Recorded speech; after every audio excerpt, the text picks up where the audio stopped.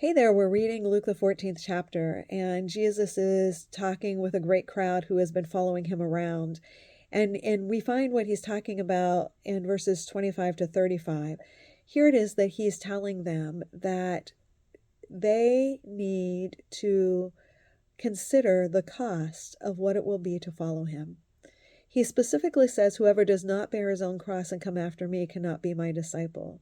What he's saying here is this, and he speaks to it very clearly when he says that somebody is building a tower and they take the time to count what the cost will be. They don't want to just lay the foundation and then be mocked because they don't have enough to finish what they've started. And a king who might be going to war against another king, they need to determine whether or not they have enough to do what they need to do. And then it goes on to say that when salt loses its saltiness, it can't be restored and it's not good for anything.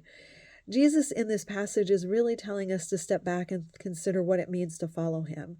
That we need to see that it's not just a statement. We just don't say, "Hey, I'm a follower of Jesus." No, it's a statement in which we are willing to say, "I'm going to surrender my life to following Jesus." And that means I'm going to have to live differently. And I might not be able to do the things that my friends do, or I might not be able to speak the way someone else speaks, or I might not be able to um, take the time off that someone else takes the time off.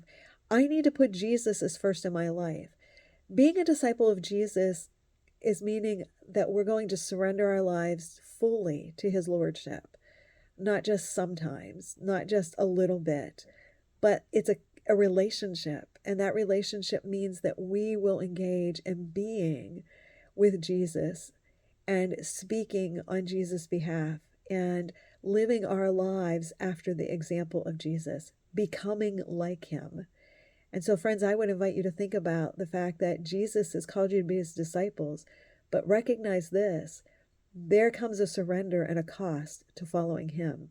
Are you willing to do what he's called you to do?